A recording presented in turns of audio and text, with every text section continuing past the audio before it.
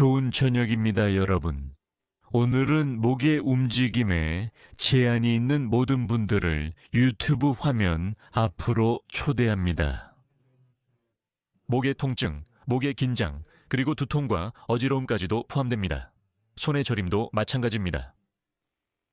오늘은 목의 움직임을 어떻게 회복해야 하는지, 그리고 목 근육을 올바르게 스트레칭하는 방법에 대해 이야기하겠습니다. 왜냐하면 목에 문제가 있는 분들이 가장 먼저 떠올리는 것이 바로 목을 스트레칭해야 한다는 생각이기 때문입니다.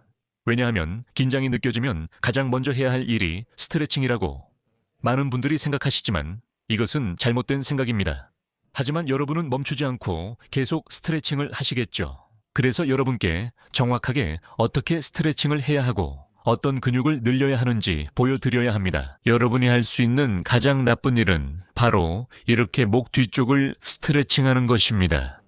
즉, 가장 흔하게 목을 스트레칭하는 방법은 이렇게 뒤통수를 잡고 아래로 당기는 것입니다. 왜일까요? 왜냐하면 잠시 동안은 좀 더 편해지는 것 같지만 이렇게 하면 시간이 지날수록 머리가 점점 더 앞으로 이렇게 이동하게 되기 때문입니다. 여러분이 늘려야 할 근육이 아닌 다른 근육을 늘리고 있기 때문입니다. 그렇다면 어떤 근육을 늘려야 할까요? 먼저 그 근육들을 나열하겠습니다. 가장 짧은 근육들은 목에서 짧아지기 쉬운 근육들입니다. 오늘은 근육의 단축과 그 단축을 어떻게 없앨 수 있는지에 대해 이야기하겠습니다. 하지만 목의 움직임을 회복하기 위해서는 근육의 긴장도와 부피를 회복하고 척추뼈 사이 관절의 움직임도 회복해야 합니다. 여기 있는 이 관절들, 바로 이곳 척추 사이의 관절들이 모두 움직여야 합니다. 그리고 근육의 탄력성도 회복해야 합니다. 이제 이 스트레칭을 저와 함께 해보겠습니다. 그리고 하나 더 있습니다. 운동의 한 부분은 움직임의 생체역학을 회복하고 근육 움직임을 올바르고 순차적으로 활성화하는 것입니다. 즉, 이것은 또 다른 훈련입니다. 즉, 스트레칭, 근력 강화, 가동성 회복, 움직임의 생체역학 회복 등 여러 가지 종류의 훈련이 있습니다. 그렇습니다. 이 모든 운동들은 설명에 있는 링크에서 여러분을 위해 준비해 두었습니다. 게다가 지금부터 1년 동안 진행될 전체 과정을 시작할 예정입니다. 또한 같은 링크에서 매주 단계별로 운동이 올라올 예정인데 이 운동들은 목뿐만 아니라 척추 전체와 다른 관절들도 회복하는 데 도움이 될 것입니다. 그러니까 여러분 함께 참여합시다. 참여하고 싶은 분들은 그곳에서 매주 여러분을 기다리고 있겠습니다. 새로운 영상들은 운동과 설명, 그리고 진단을 포함해서 무엇을 어떻게 해야 하는지에 대한 내용으로 업로드될 예정입니다. 또한 질문에 대한 답변도 그곳에서 정기적으로 함께 진행할 예정입니다. 자, 이제 다시 우리 근육 이야기로 돌아가겠습니다. 첫 번째로 우리가 과연 무엇을 스트레칭해야 하는지 알아보겠습니다. 그럼 중요도와는 상관없이 순서대로 나열해 보겠습니다. 모두 다 중요합니다. 이 근육들이 얼마나 자주 짧아지는지 알아보겠습니다. 첫 번째는 경합거근입니다. 바로 여기 이 부분에 위치해 있습니다. 이 근육은 첫 번째부터 네 번째까지의 경추에서 시작합니다. 그리고 경합골의 각에 붙어 있습니다. 이 근육이 짧아지면 어떤 일이 일어날까요? 경합골이 위로 올라가고 약간 앞으로 이동하게 됩니다. 이때 머리도 약간 어깨 쪽으로 들어가게 되고 경합거근이 짧아진 사람들은 시각적으로 목이 짧아 보이게 됩니다. 하지만 실제로 목이 짧아지는 것이 아니라 어깨가 위로 올라가고 머리가 앞으로 이동하기 때문입니다. 머리가 앞으로 이동하는 것은 사각근도 함께 짧아질 때 발생합니다. 이 근육들은 세 가지가 있습니다. 전사각근, 중사각근, 그리고 후사각근입니다. 중사각근은 기시 부위가 더 넓습니다. 즉, 전사각근은 조금 더 얇고 중사각근은 약간 더 큽니다. 특징이 무엇일까요? 특징은 이 두 근육 사이로 혈관 신경 다발이 지나가는데 이 근육들이 짧아지면 팔로 가는 신경이 자주 눌리기 시작한다는 점입니다. 이로 인해 어떤 증상이 나타날까요? 처음에는 밤에 특정 자세에서 예를 들어 팔이 어떤 위치에 있거나 머리를 돌릴 때 저림이 나타납니다. 작은 가슴근과 함께 팔의 저림과 약화의 아주 흔한 원인입니다. 그 후에 이러한 근육들이 짧아지면 근육의 약화가 발생하게 되고 처음에는 힘을 쓸 때 나타나다가 나중에는 휴식 중에도 나타나게 됩니다. 예를 들어 집은 것이 손에서 떨어질 때가 있습니다. 아주 흔한 원인 중 하나는 전사각근과 중사각근이 짧아지는 것입니다. 또한 경합거근과 사각근이 짧아지면 목의 움직임이 심하게 제한됩니다. 왜 그럴까요? 이미 알고 계시듯이 경합거근은 위쪽 4개의 경추에서 시작됩니다. 그리고 사각근은 2개가 있는데 이 두 근육을 합치면 첫 번째를 제외한 모든 경추에서 시작됩니다. 두 번째부터 7번째 경추까지 부착 부위가 있습니다. 이 근육들이 짧아지면 움직임에 제한이 생깁니다. 그 제한은 어떻게 나타날까요? 회전이 제한되고 기울임도 제한될 것입니다. 기울일 때나 어떤 움직임을 할 때 다양한 딸깍거림이나 통증이 생길 수 있습니다. 어떤 경우에는 갑작스러운 움직임에서요. 즉, 머리를 한번 돌렸더니 뭔가 딸깍 소리가 나고 머리가 그 자세에 그대로 남아있게 되는 경우도 있습니다. 이런 일도 발생할 수 있습니다. 이러한 근육의 갑작스러운 경련도 경추의 특정 위치에서 마치 고정된 것처럼 만들 수 있습니다. 그 후에는 반대 방향으로 움직일 수 없게 됩니다. 근육이 이완되면 다시 움직임이 회복됩니다. 여러분, 이제 스트레칭과 근육 늘리는 방법을 알아볼까요? 즉, 이 근육들은 실제로 스트레칭할 수 있는 근육들입니다. 목을 펴는 근육들과는 달리, 그러니까 이런 운동과는 다릅니다. 왜 먼저 목 뒤쪽을 스트레칭하고 싶은 욕구가 생길까요? 그 이유는 바로 이 후두와 부위가 자주 긴장되기 때문입니다. 그런데 이 부위는 왜 긴장될까요? 이것도 첫째로 경합거근 때문입니다. 즉, 이 근육의 긴장은 후두부에 방사되는 긴장을 유발할 수 있고 심지어 후두부, 관자놀이, 정수리 부위에 두통을 일으킬 수도 있습니다. 하지만 머리의 위치가 이렇게 앞으로 이동할 때에도 이 후두하근근에 과도한 부담이 생깁니다. 그럼 이제 우리는 어떻게 해야 할까요? 보세요. 우리가 목이 어떻게 움직일 수 있는지 주목해 보면 움직임이 그렇게 많지 않습니다. 우리가 목으로 할 수 있는 것은 무엇일까요? 앞으로 숙이거나 목을 굽히는 것이죠. 그렇죠. 머리를요. 그리고 뒤로 움직이는 동작을 할 수 있습니다. 즉, 이것은 굽힘과 펴기입니다. 이것이 첫 번째 2가지 움직임입니다. 두 번째 2가지 움직임은 한쪽으로 기울이기, 다른 쪽으로 기울이기, 즉 오른쪽과 왼쪽입니다. 다음 움직임, 3번째는 회전입니다. 한쪽으로 회전, 다른 쪽으로 회전입니다. 그래서 이 3가지 움직임을 조합하면 특정 근육을 스트레칭할 수 있습니다. 머리를 옆으로만 기울이면 여기서는 승모근의 윗부분이 더 많이 늘어나게 됩니다. 그리고 머리를 약간 앞으로 숙이거나 약간 뒤로 젖히느냐에 따라 자극이 달라집니다. 즉, 머리를 옆으로 기울인 다음에 약간 뒤로 젖히는 동작을 하면 됩니다. 여기서부터는 중사각근과 약간의 전사각근이 늘어나기 시작합니다. 즉, 첫 번째 사각근을 어떻게 스트레칭해야 할까요? 머리를 옆으로 움직입니다. 억지로 할 필요는 없습니다. 자, 머리를 기울였죠. 어깨를 올리지 않으면 머리가 어깨에 닿지 않을 거예요. 즉, 이렇게 움직이고 더 이상 가지 않으면 이 정도면 충분합니다. 여기서 멈추세요. 이제 2번째 동작을 뒤로 하세요. 이미 머리를 기울인 상태에서 뒤로 움직이세요. 그리고 이 자세에서 하중이 사각근으로 이동합니다. 사각근이 짧아지면 이 순간에 여기 팔 쪽에서 당기는 느낌이나 팔의 저림을 느낄 수 있습니다.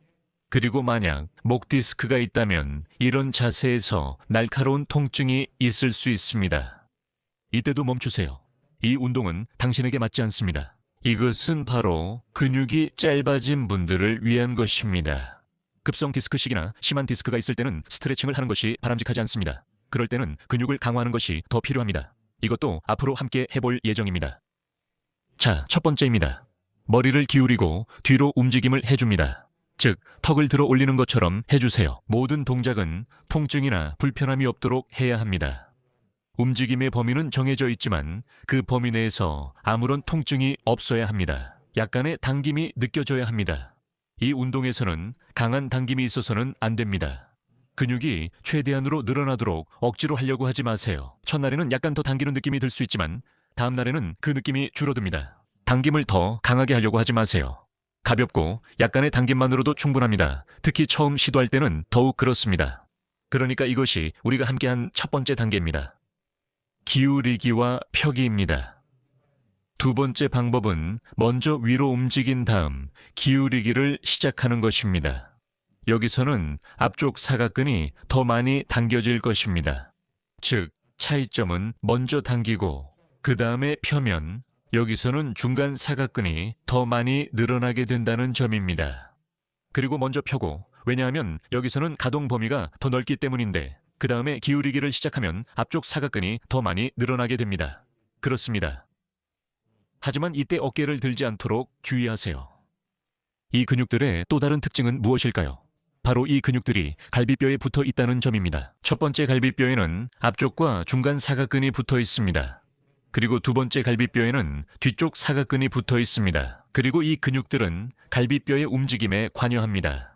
그래서 우리는 호흡을 통해 이 근육들의 스트레칭을 더 강화할 수 있습니다. 즉, 옆으로 움직임을 한 다음 머리를 뒤로 젖히고 이 자세에서 숨을 쉴 수 있습니다. 숨을 들이마시고 내쉬세요. 내쉴 때 갈비뼈가 약간 내려가면서 당김이 더 강해질 것입니다. 숨을 들이마시고 내쉬세요. 즉, 당김이 크게 느껴지지 않는다면 그냥 호흡을 하세요. 깊게 숨을 들이마실 필요는 없고 그냥 천천히 숨을 들이마시고 내쉬세요. 내쉴 때 근육이 늘어나기 때문에 숨을 내쉬는 시간을 조금 더 길게 가져가도 됩니다. 다음은 경합거근입니다. 이 근육을 어떻게 스트레칭할까요? 여기서 무엇을 해야 하는지 보세요. 여기서는 머리를 45도 정도 돌려줍니다. 그리고 고개를 숙입니다. 그리고 머리를 아래로 내립니다. 그러니까 여기서 우리가 어떤 동작을 하나요? 즉, 이전에는 사각근을 위해 기울이는 동작으로 시작했지만 여기서는 먼저 회전 동작으로 시작합니다. 45도 정도로 고개를 돌리고 앞으로 숙인 다음 마지막에 약간 더 기울여 줍니다. 다시 한번 반대쪽으로 해봅니다. 회전, 앞으로 숙이기, 그리고 옆으로 기울이기입니다. 즉, 마지막 동작은 이쪽입니다. 회전, 앞으로 숙이기, 오른쪽으로 기울이기, 그리고 이 자세에서 당김이 느껴집니다. 회전, 앞으로 숙이기, 그리고 이 자세에서 머리를 조금 더 이쪽으로 기울이려고 해보세요. 그리고 바로 이 순간에 경합거근이 늘어나는 것을 느끼실 수 있습니다. 앉아서 할 때는 이렇게 합니다. 즉, 손으로 그냥 의자를 잡으세요. 심지어 뒤쪽을 잡는 것이 더 좋을 수도 있습니다. 그러면 어깨가 이쪽으로 돌아가게 됩니다. 그리고 이 자세에서 머리를 돌리고 숙이세요. 어떤 분들은 지금 이미 당기는 느낌이 있을 수도 있습니다. 만약 어깨를 잘 뒤로 돌리셨다면요. 이 자세에서도 이미 경합거근이 당기는 느낌이 들 수 있습니다. 만약 그렇지 않다면 마지막에 이렇게 옆으로 약간 기울여 주셔도 됩니다. 즉, 세 가지 동작입니다. 회전, 앞으로 기울이기, 그리고 회전한 쪽으로 옆으로 기울이기입니다. 그리고 이때 손으로는 좌석을 잡고 있습니다. 만약 너무 당겨진다면 여기 이렇게 잡으세요. 그러니까 하나, 둘, 셋입니다. 그리고 이 자세에서 경합거근이 늘어나게 됩니다. 어디가 더 많이 짧아졌는지에 따라 당기는 느낌이 다를 수 있습니다. 심지어 여기 위쪽 부분에서 당기는 느낌이 들 수도 있습니다. 이제 여러분 앞쪽 표면, 바로 사각근을 이완시키는 또 다른 방법을 보여드리겠습니다. 머리가 앞으로 너무 많이 숙여지지 않도록 하세요. 이럴 때는 보통 여행할 때 사용하는 이런 베개가 아주 잘 맞습니다. 이렇게 여기에 놓습니다. 하지만 우리는 이것을 다르게 사용할 것입니다. 처음에는 베개 하나를 사용할 수 있고 상황에 따라 두 개를 사용할 수도 있습니다. 이렇게 베개를 서로 위에 올려놓고 그냥 이렇게 그 위에 얼굴을 대고 눕습니다. 그러면 머리가 어깨나 나머지 척추에 비해 상대적으로 높아지게 됩니다. 머리가 이렇게 들리게 되고 그 상태에서 사각근이 이완됩니다. 이 자세에서 누워 있을 수 있고 손은 편한 대로 놓으시면 됩니다. 처음에는 등 위쪽, 흉추 중간 부분에서 당기는 느낌이 들 수 있습니다. 바로 그곳이 여러분에게 유연성이 부족한 부분입니다. 이로 인해 여러분의 흉추 부위의 유연성이 점점 좋아질 것입니다. 왜냐하면 머리가 앞으로 많이 쏠리면 흉추 부위가 더 이상 움직이지 않게 되는 경우가 매우 많기 때문입니다. 그리고 이 운동을 이런 식으로 1분 정도, 처음에는 1분, 그 다음에는 2분, 점차 5분까지 늘려가면서 할 수 있습니다. 그러면 점차적으로 목이 올바른 위치, 즉 있어야 할 위치를 잡게 될 것입니다. 이 운동은 머리가 이렇게 앞으로 많이 쏠린 분들에게 아주 잘 맞는 운동입니다. 그리고 이렇게 누워 있을 때 움직임이 점점 더 좋아질 것입니다. 바로 이 흉추 부분에서 척추뼈들이 펴지게 됩니다. 바로 이 부분, 이 위쪽 부분이 자주 뻣뻣해지는 곳입니다. 그리고 그 부위의 움직임을 회복하는 것이 매우 어렵습니다. 이 운동은 그 움직임을 회복하는데 아주 효과적입니다. 이 운동을 하고 나면 이 부분, 바로 앞쪽, 사각근 부위가 잘 이완되는 것을 느낄 수 있을 겁니다. 그리고 이 운동을 하고 나면 목이 조금 더 길어진 것 같은 느낌이 들 수도 있습니다. 자, 여러분, 이렇게 목 근육을 스트레칭하는 운동을 한번 시도해 보세요. 하지만 꼭 조심해서 하셔야 합니다.